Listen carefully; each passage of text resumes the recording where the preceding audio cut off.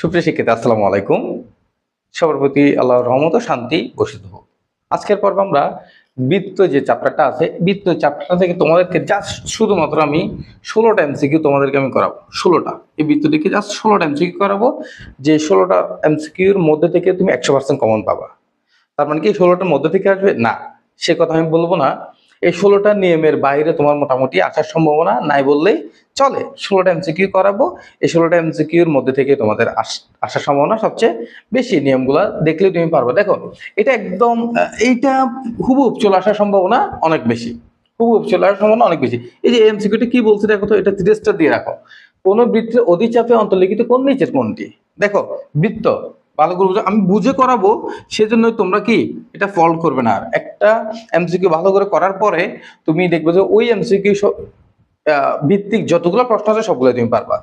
দেখো, কোন বৃত্তের অধিচাপে অন্তর্লিখিত কোণ নিচের কোণটি বলছে। এবং অধিচাপ মানে কোনটা ভালো করে বুঝো। কোন একটা বৃত্তকে যদি দুটি ভাগ করি আমরা, দুইটা ভাগ, তখন দুইটা ভাগ করলে একটা ভাগ যদি বড় হয়, একটা ভাগ যদি ছোট হয়, একটা ভাগ বড় একটা ভাগ ছোট, এই যে বড় যে ভাগটা সেটাকে আমরা বলবো অধিচাপ এ সি বি, এবং এ ডি বি কে আমরা বলবো উপচাপ। অর্থাৎ ছোটটাকে বলবো উপচাপ, বড়টাকে বলবো অধিচাপ।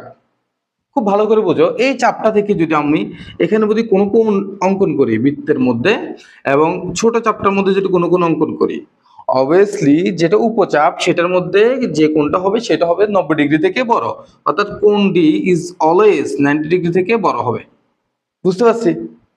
এখন এই যে এই কোণটা কত, কোণ সি, কোণ সি ইজ অলওয়েজ 90 ডিগ্রি থেকে ছোট হবে। কি হবে?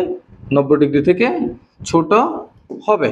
বুঝো তুমি? তাহলে তাহলে এটা হবে যে কত ডিগ্রি থেকে ছোট? 90 ডিগ্রি থেকে ছোট। এখন বলো, এখন তুমি আনসারটা ইজিলি দিতে পারবে না? তাহলে এটা কোন চাপের উপরে? অধিচাপের উপরে। অধিচাপের উপর কোনটা কি হবে? 90 ডিগ্রি থেকে ছোট। আর 90 ডিগ্রি থেকে ছোট হলে সে কোনটাকে আমরা বলি সূক্ষ্মকোণ। কি কোণ বলি? সূক্ষ্মকোণ। আর যদি বড় হইতো, যদি উপচাপে বলতো, তাহলে আমরা লিখতাম কি? স্থূলকোণ। তাহলে আমরা লিখতাম স্থূলকোণ। বুঝতে পারছি? আশা করি এটা বুঝতে কোনো প্রবলেম তোমাদের হয় নাই। এখন এই সেম রিলেটেড আরেকটা প্রশ্ন, সেটা হচ্ছে যদি যদি অধিচাপ উপচাপ না হয়, সরাসরি ব্যাস দিয়ে যদি কোনো বৃত্তকে ভাগ করি, কেন্দ্র দিয়ে যায়, তাহলে যে বৃত্তের উপর দিয়ে যে কোণ উৎপন্ন করে সেটা কত হবে? সরাসরি যদি কেন্দ্র দিয়ে কোনো রেখা বৃত্তটাকে দুটি ভাগে ভাগ করে, তাহলে উপচাপ বা অধিচাপ হয় না, বৃত্তটা সমদ্বিখণ্ডিত হয়। আর তখন এই কোণটা হয়, এই কোণটা যদি আমি ধরি, কি ধরি? ই ধরি, তাহলে ই ইজ ইকুয়াল টু হবে যে 90 ডিগ্রি। অর্থাৎ এক সমকোণ। কি হবে? এক সমকোণ। আশা করি এটা বুঝতে পারছো তোমরা। কি হবে? সমকোণ। তাহলে এই এমসিকিউটা নিয়ে আর কোনো প্রবলেম তোমাদের হবে না। মোস্ট ইম্পর্টেন্ট এমসিকিউ কিন্তু এটা তোমাদের। নেক্সট যে প্রশ্নটা, কোন ত্রিভুজে কয়টি বহির্বৃত্ত আঁকা যায়? এটাও মোস্ট ইম্পর্টেন্ট। দেখো, অনেকগুলো বোর্ডে কিন্তু আসছে এটা, অনেকগুলো বোর্ডে আসছে এটা। এর আগের প্রশ্নটা তো কি পরিমাণ বোর্ডে আছে তোমরা দেখতেই পাচ্ছ। এরপর দেখো, কোন ত্রিভুজে কয়টি বহির্বৃত্ত আঁকা যায়? তাহলে কোন ত্রিভুজে কয়টি বহির্বৃত্ত আঁকা যায়? একটা ত্রিভুজ দেখো, একটা ত্রিভুজ আঁকতে চাইলে বহির্বৃত্ত কোনটা? বহির্বৃত্ত কোনটা? বহির্বৃত্ত হচ্ছে কোন ত্রিভুজে যে কোনো দুইটা বাহুকে বর্ধিত করে সেখানে এভাবে ভাগ করে আমরা একটা ত্রিভুজ আঁকি, কি আঁকি? বৃত্ত আঁকি, তাই না? এটা হচ্ছে আমাদের বহির্বৃত্ত। তাহলে একটা ত্রিভুজের বাইরে বাহু কয়টা? তিনটা। এই তিনটা বাহুতে তিনটা বহির্বৃত্ত আঁকা যাবে। তিনটা বাহুতে তিনটা। তাহলে কয়টা বহির্বৃত্ত হবে আমাদের? কয়টা বহির্বৃত্ত হবে? তিনটা বহির্বৃত্ত হবে। আনসার কি হবে? 3। বুঝতে পারছি? পরিবৃত্ত কয়টা আঁকা যায়? একটা। দেখো, এটা এই সেম টাইটেল থেকে যদি বহির্বৃত্ত বললে তিনটা, বহি বললে তিনটা, পরি বললে একটা, আর যদি অন্ত বলে, অন্তও কয়টা? একটা। একটা ত্রিভুজ থেকে একটা অন্তবৃত্ত, একটা পরিবৃত্ত আঁকা যায়, আর বহির্বৃত্ত আঁকা যায় তিনটা। মাইন্ড ইট, মাস্ট এরকম একটা প্রশ্ন আসার সম্ভাবনা অনেক বেশি। দেখো, এরপর স্থূলকোণী ত্রিভুজের পরিকেন্দ্র কোথায় অবস্থান করে? স্থূলকোণী ত্রিভুজের পরিকেন্দ্র কোথায় অবস্থান করে? এটা দেখো, কোন একটা ত্রিভুজ, ত্রিভুজ কয়টা কোণ বেঁধে? ত্রিভুজ কয় প্রকার? 3 প্রকার। সমকোণী, সূক্ষ্মকোণী, স্থূলকোণী। এটা এই 3 প্রকার ত্রিভুজ। ভালো করে দেখো, কি কেন্দ্র? পরিকেন্দ্র। তাহলে আমরা পরিবৃত্ত আঁকবো। পরিবৃত্ত আঁকলে সমকোণী ত্রিভুজে যদি আমরা পরিবৃত্ত আঁকি, তাহলে পরিবৃত্তের কেন্দ্রটা অবস্থান করে এটা অতিভুজের উপরে। কোথায়? সমকোণী ত্রিভুজের ক্ষেত্রে কোথায় অবস্থান করে? অতিভুজের উপরে। সূক্ষ্মকোণী ত্রিভুজের বেলায় অবস্থান করে কি? ত্রিভুজের ভিতরে। ত্রিভুজের ভিতরে। কিন্তু স্থূলকোণী ত্রিভুজের বেলায় এই যে কেন্দ্রটা অবস্থান করে ত্রিভুজের বাইরে, বা বড় যে বাহুটা আছে সেটার বাইরে। বুঝতে পারছি আমরা। তাহলে স্থূলকোণ ত্রিভুজের বেলায় পরিকেন্দ্র কোথায় অবস্থান করে? ত্রিভুজের অভ্যন্তরে, ত্রিভুজের বহির্ভাগে, ত্রিভুজের শীর্ষবিন্দুতে, ত্রিভুজের যে কোনো বাহুর উপরে না, এটা কি হবে? ত্রিভুজের বহির্ভাগে, ত্রিভুজের বহির্ভাগে। বুঝতে পারছি আশা করি। তাহলে একটা থেকে তিনটা বুঝলাম না আমরা? অন্তবৃত্ত হলে কোথায় হবে? সরি, সমকোণী হলে কোথায় হবে? সূক্ষ্মকোণী হলে কোথায় হবে? স্থূলকোণী হলে কোথায় হবে? আশা করি তিনটা টাইপ আমরা বুঝে ফেললাম। একটা ত্রিভুজ মানে তুমি অনেকগুলো সরি, একটা এমসিকিউ থেকে অনেকগুলো এমসিকিউ শিখবে তোমরা এখানে। এরপর 30 সেন্টিমিটার ব্যাস বিশিষ্ট বৃত্তের কেন্দ্র হতে 9 সেন্টিমিটার দূরে অবস্থিত জ্যায়ের দৈর্ঘ্য কত সেন্টিমিটার? দেখো এটা কথা দিয়ে তোমাদেরকে অনেক সময় যে লম্বা একটা কি প্রশ্ন দিলে তোমরা মাথার মধ্যে অনেক সময় গোলাই ফেলো। এই ক্ষেত্রে তোমরা না গোলানোর জন্য, মাথার ব্রেনের মধ্যে থাকার জন্য কি করতে হবে তোমাদের? অবশ্যই প্রথমে যেটা বলছে সেটা 30 সেন্টিমিটার ব্যাসার্ধ বিশিষ্ট একটা ব্যাস বিশিষ্ট একটা বৃত্ত, তাহলে ব্যাস 30 সেন্টিমিটার, তাহলে ব্যাসার্ধ কত হবে? 15 বুঝে ফেলছি। তারপরে কেন্দ্র হতে 9 সেন্টিমিটার দূরে, কেন্দ্র থেকে 9 সেন্টিমিটার দূরে কি বলছে? অবস্থিত জ্যা, এই জ্যা এঁকে ফেলছি, ঠিক আছে? অবশ্যই জ্যায়ের দৈর্ঘ্য কত? তাহলে এটা হচ্ছে 9 সেন্টিমিটার, এটা হচ্ছে 15 সেন্টিমিটার, ঠিক আছে? এই জ্যায়ের দৈর্ঘ্যটা কত বলছে? যে এই এ বি, জ্যাটা মনে করলো এ বি, এটা ও, তাহলে এই জ্যায়ের দৈর্ঘ্য কত? তাহলে বৃত্তটির ব্যাসার্ধ কত? ব্যাস হচ্ছে যে কত? 30 সেন্টিমিটার, তাহলে 30 সেন্টিমিটার ব্যাস, তাহলে 15 হচ্ছে কি ব্যাসার্ধ, তাহলে এটাও কি ব্যাসার্ধ 15 সেন্টিমিটার। দেখো তো, তাহলে এটা কি সমকোণ হবে? অবশ্যই জ্যায়ের উপরে বৃত্ত হতে যে যদি এটাকে সমদ্বিখণ্ডিত করে, দেখো 30 সেন্টিমিটার ব্যাস বিশিষ্ট বৃত্তের কেন্দ্র হতে 9 সেন্টিমিটার দূরে অবস্থিত জ্যায়ের দৈর্ঘ্য কত সেন্টিমিটার? এখানে একটা জিনিস বলে দেওয়া উচিত ছিল, ব্যাসটা কি হয়? লম্ব দূরত্ব। কি দূরত্ব বলতে হবে? লম্ব দূরত্ব বা সোজাসুজি দূরত্ব।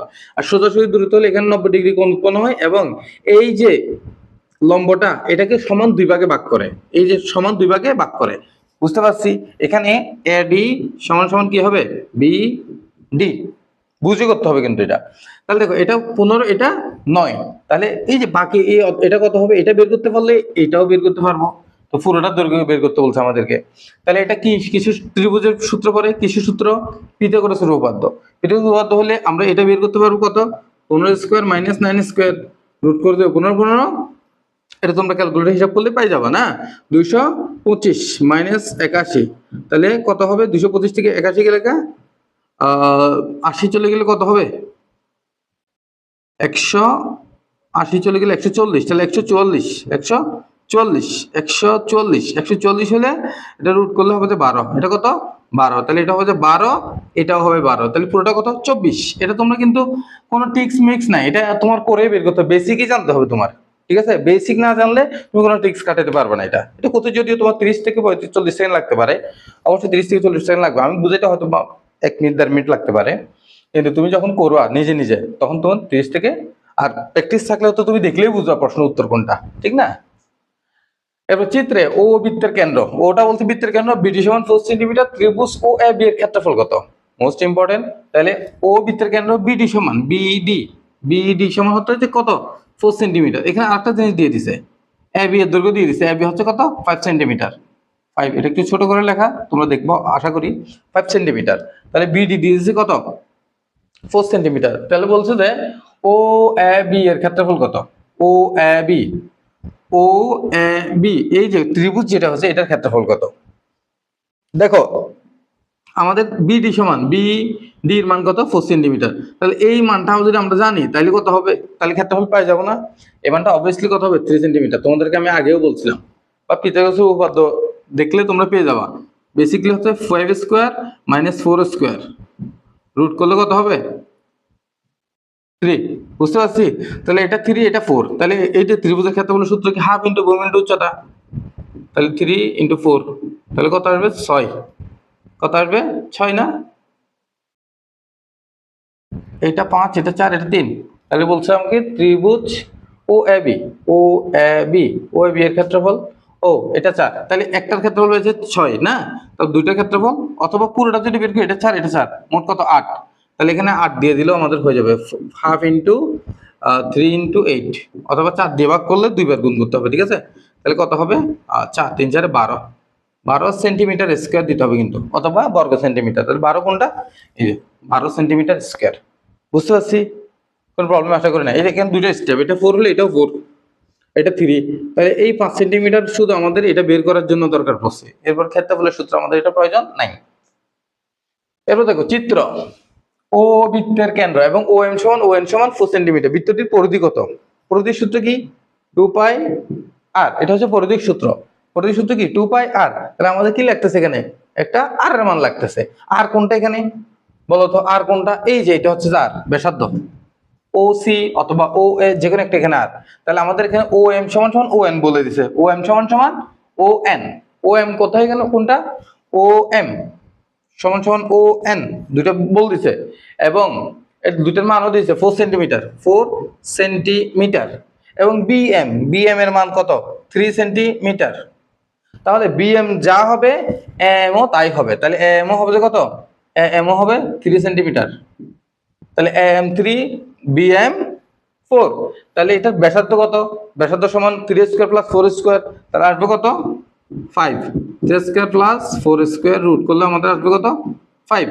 3 স্কোয়ার সমান 9, 4 স্কোয়ার সমান 16, 9 আর 16 25, রুট করলে 5 আসবে আনসার। তাহলে এই যে 5 এখানে বসাই দিব, 2 ইন্টু 5 ইন্টু 5, তাহলে 10, 10 5। তাহলে 10 5 এর মান তোমরা বসাই দিলে উত্তরটা চলে আসবে। উত্তরটা চলে আসবে। 5 হলে 3 মোটামুটি 30 দশমিক সামথিং। এটা বোঝাই যাচ্ছে এখানে 3.30। ক্যালকুলেটর ছাড়াও তোমরা বুঝো, এর নিচে আর সবগুলো মান, ঠিক না? তাহলে 30.42 সেন্টিমিটার। বুঝতে পারছি। আর কয়েকটা জাস্ট দেখবা, সবগুলো তুমি এমসিকিউ পারবা। মোস্ট ইম্পর্টেন্ট কিছু এমসিকিউ সামনে তোমাদের আসতেছে, দেখতে হবে এগুলা। এ বি ডি বৃত্তের কেন্দ্র ও হলে আই, এক নম্বরে বলছে সি এ বি এর মধ্যবিন্দু, সি এ বি এর মধ্যবিন্দু। কি বলছে যে এ বি ডি বৃত্তের কেন্দ্র ও হলে সি হচ্ছে এ বি এর মধ্যবিন্দু। সি এ বি এর মধ্যবিন্দু, কারণ এটা লম্ব দেখা যাচ্ছে, তাহলে সিটা হবে যে এ বি এর মধ্যবিন্দু, এটা রাইট। তারপরে কোণ ও এ সি সমান সমান কোণ O B C. O A C, O A C সমান সমান O B C. O B C সমান কেন সমান? এই দুটি বাহু সমান, এই বাহুটা এই বাহুটা সমান, এই বাহুটা এই বাহুটা, এটা আবার সাধারণ বাহু, তাহলে এটা সর্বসম ত্রিভুজ। সর্বসম ত্রিভুজের বেলায় এই কোণ দুটো কি হবে? সমান হবে। এই কোণটা এই কোণটা সমান, এটা তো অবশ্যই সমান দেখতে পাচ্ছি। তাহলে কোণ এ আর কোণ বি সমান। কোণ ও এ সি প্লাস কোণ ও বি সি সমান এক সমকোণ। O A C, O A C, O B C, এই দুইটা মিলে বলতেছে এক সমকোণ। এখন এক সমকোণ কিনা সেটা বুঝতে হবে তোমাদের। এটা কিন্তু এক সমকোণ কিনা এটা নিশ্চিত না। কেন বলতো? এটা এটা এক সমকোণ হওয়ার কোনো চান্স নাই। আছে তখন চান্স আছে যদি এটা কি হইতো, এই বাহুটা আর আরেকটা বাহু সমান হইতো। কি হইতো? সমান। এটা কোনো কারণে যদি 45 ডিগ্রি কোণ হইতো। এবং 45 ডিগ্রি কোণ হওয়ার জন্য কি প্রয়োজন বলতো? এটার বিপরীতে যে বাহু এবং এটার বিপরীতে যে বাহু, এটা সমান হইতে হবে। এটা আর এটা কি হইতে হবে? সমান হইতে হবে। এখন এটার এটা যে সমান, এখানে কি বলে দিছে তোমারে? এটার এটা যে সমান, এটা কি বলছে? বলে নাই, আমাদেরকে তো বলে নাই। আর দেখতেই পাচ্ছি এটা 5, এটা কি 5 সেন্টিমিটার। তাহলে এটা এটা সমান হওয়ার মোটামুটি চান্স কম। মোটামুটি চান্স কম। এটা 5 সেন্টিমিটার হলে এটা কিভাবে আমরা 5 মিলাবো? তার মানে যদি একটা 3 একটা 4 হয়, সো এটার এটা সমান না, এটা এটা সমান না, সো এটা আমাদের রাইট না। তাহলে 1 আর 2 আনসার, 1 আর 2। 8 নাম্বার যে এমসিকিউটা দেখো তো একটু। ও কেন্দ্রবিষ্ট বৃত্তে পি কিউ আর বৃত্তে, ও কেন্দ্রবিষ্ট পি কিউ এর বৃত্তে পি কিউ ব্যাস ভিন্ন যে, এটা ব্যাস না, এবং এম পি কিউ এর মধ্যবিন্দু, পি কিউ সমান 8 সেন্টিমিটার। আমি বৃত্তটি ব্যাসার্ধ 5 সেন্টিমিটার। ও এম এর মান কত বলছে? যে ও এম সেম টাইপের না, দেখো তো ও এম এর মান কত, এইটা বের করতে বলছে আমাদেরকে। ব্যাসার্ধ দিয়ে দিছে 5। তারপরে আরেকটা কি দিছে? পি কিউ সমান 8 centimetre. P Q, P Q হচ্ছে যে কত? 8 সেন্টিমিটার। তাহলে পি কিউ যদি 8 হয়, পি কিউ যদি 8 হয়, তাহলে পি পি এম কিউ সমান কত হবে? এম কিউ সমান 4। তাহলে এটা 5 হলে এটা অবশ্যই 3 হবে। কি বলছে যে ও এম এর মান কত? ও এম, তো ও এম এর মান 3। আনসার কত? 3 সেন্টিমিটার। সেম ফিতাগোস উপপাদ্য নিয়ে বেশিরভাগ বুঝতে হবে। এইটা একটু দেখো, এইটা একটু ক্রিটিক্যাল আছে, বুঝতে হবে। তো বুঝলে ইজি, বুঝতে কিন্তু ইজি। কোণ ও পি এম সমান 55 ডিগ্রি হলে পি ও কিউ এর মান কত? P O Q, P O Q, P O Q, এই যে এই পুরোটার মান কত বলছে যে আমারে? বলছে ও পি এম এর মান দেওয়া আছে। ও পি এম এটা দেওয়া আছে 55 ডিগ্রি। 55, এই যে পি ইকুয়াল টু কত দেওয়া আছে? 55। তাহলে এই যে ওর মান কত বলতো? এটা যদি 55 হয়, ভালো করে, এটা কিন্তু সমকোণ না। এটা 55 হলে অর্ধেক কত? এই যে একটা ত্রিভুজের মধ্যে যেটা ছিল সেটা কত? এটা কত? 180 মাইনাস কত? 55, তাহলে কত হবে? 35 ডিগ্রি না? 80 থেকে যদি কি যায়, 80 থেকে যদি 80 মাইনাস কত 55, সরি 80 বলছি 90, 90 থেকে 55 গেলে কত 35 ডিগ্রি না? একটা কোণ ছাড়া বাকি দুটো সমষ্টি 90 না? তো 90 থেকে 55 গেলে 35 ডিগ্রি না?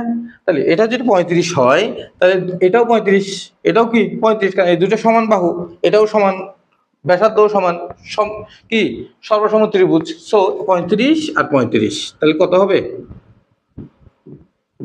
70 ডিগ্রি। আনসার কত হবে 70 ডিগ্রি। আনসার খ। বুঝতে পারছো কিনা? আশা করি বুঝতে পারছো তোমরা। এটা বৃত্তের কেন্দ্র ও বৃত্তের কেন্দ্র হলে কোণ বিওসি প্লাস কোণ এওডি সমান কত? এইটা যদি আসো তোমরা কেমনে করবা বলো তো, যদি মনে না থাকে। মোস্ট ইম্পর্টেন্ট, এটা মোস্ট ইম্পর্টেন্ট। দিয়ে দিতে পারে, কখন দিয়ে দিবে বোঝাও যাবে না, ঠিক না? কখন দিতে পারে আমরা জানি। এটা সচরাচর এই দেখো দুটো বোর্ড আছে, রাজশাহী বোর্ড এবং যশোর বোর্ড, দুটো বোর্ডে রাজশাহী বোর্ড 22, যশোর বোর্ড 20 আসছে প্রশ্নটা। কিন্তু এটা করবা কেমনে তোমরা দেখো তো, যদি বেসিক স্ট্রং না থাকে তোমরা কিন্তু আটকায় যাবে 100%। দেখো এটা একটু দেখো কেমনে চিন্তা করবা। প্রথমে দেখো তো আমারে বলছে কোণ বিওসি প্লাস কোণ এওসি এওডি এওডি, তাহলে দুইটাই ও তে না? কোণ দুইটা কিসে ও তে না? তাহলে ও তে আমার সংযোগ করতে হবে। কোথায় সংযোগ করতে হবে? ও তে। দুইটাই কিন্তু ও কোণ বি ও সি। বি কোথায় আমাদের? এই হচ্ছে বি, বি ও সরি বি ও সি, এই যে সি তে কানেক্ট করতে হবে আমার, ঠিক আছে? বি ও সি, এই কোণটা বের করতে হবে আমার, তাই না? এই কোণটা বুঝতে পারছি। দেখো আগে এই কোণের বৃত্তস্থ কোণ কোনটা? এইটা না? কোণটা না? এই কোণের বৃত্তস্থ, এটা কেন্দ্রস্থ কোণ না? তাহলে দেখো তো আমি যদি বের করতে পারি, এবং আরেকটা বলছে কি ওডি এর সাথে কানেক্ট করে, তাহলে এরপর আমরা ও ডি, এই যে এইটার বৃত্তস্থ কোণ কোনটা? এটা না? তাহলে কোণ আর কোণ বি যদি আমি বের করতে পারি, কোণ প্লাস কোণ বি বের করতে পারলে আমরা কিন্তু হয়ে যাবে আমাদের আসল যে মানটা বের করতে বলছে সেটা। এবার বুঝো তাহলে কোণ ও সমান কত?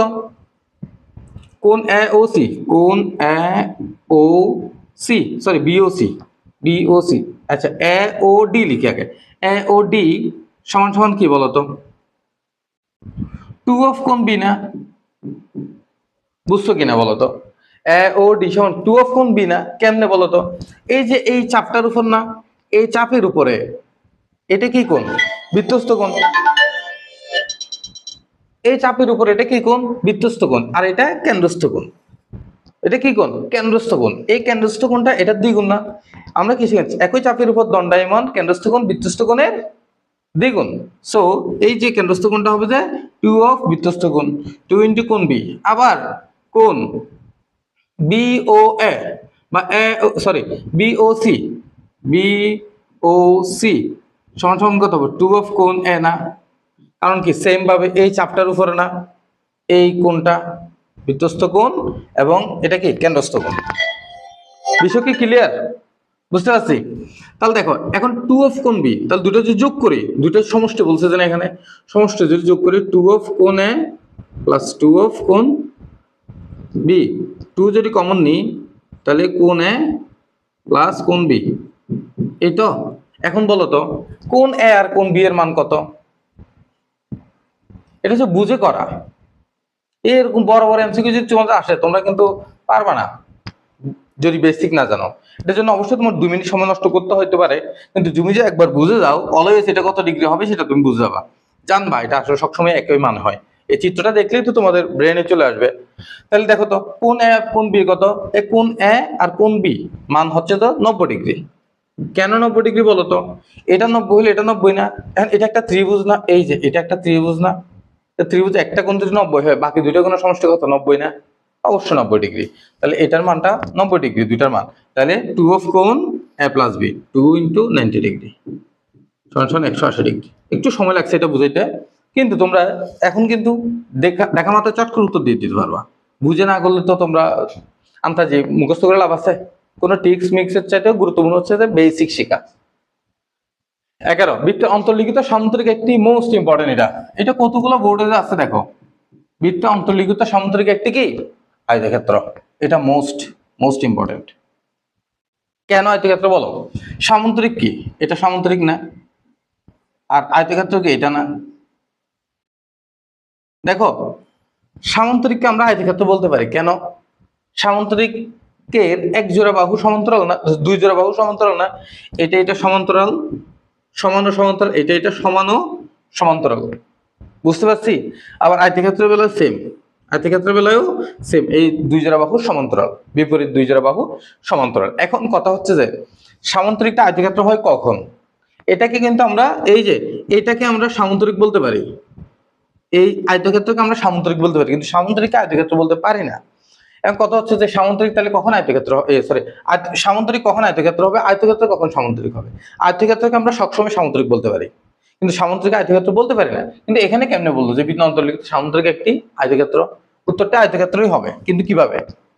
একটা বৃত্ত যখন ড্র করবো আমরা, বৃত্তের মধ্যে যদি কোনো চতুর্ভুজ থাকে, ভালো করে বুঝো, যে কোনো চতুর্ভুজ, যে কোনো চতুর্ভুজ, সেই চতুর্ভুজের বিপরীত কোণ দ্বয়ের সমষ্টি 180 ডিগ্রি। বিপরীত কোণ দ্বয়ের সমষ্টি 180 ডিগ্রি। এই কোণটা কোণ এ আর এটা যদি কোণ সি হয়, কোণ এ প্লাস কোণ সি সমান 180 ডিগ্রি। এখন বলো তো, সবসময় সামুদ্রিকের বিপরীত কোণ দ্বয় সবসময় কি থাকে? সমান থাকে। এই যে কোণ এ আর কোণ সি অলওয়েজ কি সমান। কোণ এ ইকুয়াল টু কোণ সি সামুদ্রিকের ক্ষেত্রে। তাহলে দেখো তো, এই দুটো যদি সমান হয় তাহলে কোণ 2a লিখতে পারি না আমরা? 2a, তাহলে 2a সমান 180 ডিগ্রি, তাহলে a সমান শুধু 90 ডিগ্রি। বুঝতে পারছি? এখন কি বলো, আয়তক্ষেত্র প্রত্যেকটা কোণ কি 90 ডিগ্রি না? তাহলে এটা কি আয়তক্ষেত্র হয়ে যাবে না? এটা তোমরা মুখস্থই রাখো, বৃত্তের সামুদ্রিক অন্তর্লিখিত সামুদ্রিক একটি আয়তক্ষেত্র, এটা মোস্ট ইম্পর্টেন্ট। 4 সেন্টিমিটার ও 6 সেন্টিমিটার ব্যাস বিশিষ্ট দুটি বৃত্ত পরস্পর অন্তঃস্পর্শ করলে তাদের কেন্দ্রদ্বয়ের মধ্যবর্তী দূরত্ব কত? অন্তঃস্পর্শ বহিঃস্পর্শ করলে কি হয় না হয় সবগুলো বেসিক এখন শিখে গেলে। 4 সেন্টিমিটার 6 সেন্টিমিটার ব্যাস বিশিষ্ট, কি বলতেছে? মোস্ট ইম্পর্টেন্ট, এখানে ব্যাস বলছে কিন্তু ব্যাস। তাহলে 4 সেন্টিমিটার হলে দেখো দুইটা বৃত্ত একটা অন্তঃস্পর্শ করছে, একটা ভিতরে স্পর্শ করছে, ঠিক আছে? ভিতরে যদি স্পর্শ করে, মুখস্থ রাখো, ডিরেক্টলি মুখস্থ রাখো যে বড় যেটা থাকবে সেটার ব্যাসার্ধ মাইনাস ছোটটার ব্যাসার্ধ, অন্তর হবে, ঠিক আছে? তাহলে কি বলছে? 4 সেন্টিমিটার ও 6 সেন্টিমিটার ব্যাস বিশিষ্ট দুটি বৃত্তের পরস্পর অন্তঃস্পর্শ করলে তাদের কেন্দ্রদ্বয়ের মধ্যবর্তী দূরত্ব কত? তাদের একটার ব্যাসার্ধ হচ্ছে কত? 3, যেহেতু ব্যাস 6 তাহলে ব্যাসার্ধ 3, আর একটা ব্যাসার্ধ কত? 2, যেহেতু ব্যাস কত? 4, সো দুইটা পার্থক্য কত হবে? 1। বড়টা থেকে ছোটটা মাইনাস দিব। বুঝতে পারছি? কখন? অন্তঃস্পর্শ করলে। তাহলে আনসার কি হবে? 1। বিষয় ক্লিয়ার? এরপরে দেখো, এরপরে আরেকটা ম্যাথ ছিল। এটা দুটি বৃত্ত পরস্পর বহিঃস্পর্শ, এটা তো আমরা পরে আসতেছি। বহিঃস্পর্শ করলে কি হয়? আমাকে দুটি বৃত্ত পরস্পর বহিঃস্পর্শ করে, এদের একটির ব্যাস 10 সেন্টিমিটার এবং অপরটির ব্যাসার্ধ, একটার দেওয়া আছে ব্যাস আরেকটার দেওয়া আছে ব্যাসার্ধ, একটার ব্যাস আর একটার ব্যাসার্ধ কিন্তু। তাহলে একটার ব্যাসার্ধ 4, একটা বৃত্তের ব্যাসার্ধ 4, এটা অলরেডি 4 দিয়ে দিলাম। আর একটা ব্যাস 10, ব্যাস কত? 10। কোথায় স্পর্শ করছে? বহিঃস্পর্শ। তাহলে একটা ব্যাস 10, তাহলে ব্যাসার্ধ কত? 5। তাহলে তাদের মধ্যবর্তী দূরত্ব কত হবে? বহিঃস্পর্শ করলে প্লাস, বহিঃস্পর্শ করলে কি হবে? r1 প্লাস r2, আর অন্তঃস্পর্শ করলে r1 মাইনাস r2, মনে থাকবে? অন্তঃস্পর্শ করলে r1 মাইনাস r2, অর্থাৎ বড়টা থেকে ছোটটা মাইনাস হবে। এখানে r মাইনাস r ধরতে পারো তোমরা, বড় আর মাইনাস ছোট আর, তাই এটা যোগফল। তাহলে কত হবে? 4 এ 5 এ 9 সেন্টিমিটার। উত্তর কত? 9 সেন্টিমিটার। বিষয় কি বুঝতে পারছি? অবশ্যই অবশ্যই। এরপর আগেরটাতে চলে যাই আমরা একটু। কোন আচ্ছা, এটা আরেকটু পরে আসতেছে, একদম লাস্টে আসতেছে। 3 সেন্টিমিটার 4 সেন্টিমিটার ও 5 সেন্টিমিটার ব্যাস বিশিষ্ট তিনটি বৃত্ত পরস্পর বহিঃস্পর্শ করলে কেন্দ্রদ্বয় দ্বারা গঠিত ত্রিভুজের পরিসীমা কত সেন্টিমিটার? এটা চিত্র দিতেও পারে, পরীক্ষায় নাও দিতে পারে, চিত্র দিতেও পারে নাও দিতে পারে। টিক্সটা দেখো, এটা পরিসীমা বের করতে বলছে আমাদেরকে, এরকম দিতে পারে, ঠিক আছে? তাহলে পরিসীমা কত হবে বলো তো? তাহলে তিনটা একটা আরেকটা বহিঃস্পর্শ করছে না, তাহলে এই যে বাহু তিনটা বের করতে পারলেই তো আমাদের কাজ শেষ, নাকি? বাহু তিনটা বের করতে পারলেই কাজ শেষ। তাহলে একটা হচ্ছে r1, r2, আরটা হচ্ছে r3। তাহলে তুমি যে কাজটা করবা 2 into r1 plus r2 plus r3 করে দিলে তোমার পরিসীমা বেড়ে যাবে। 2 × R1 + R2 + R3।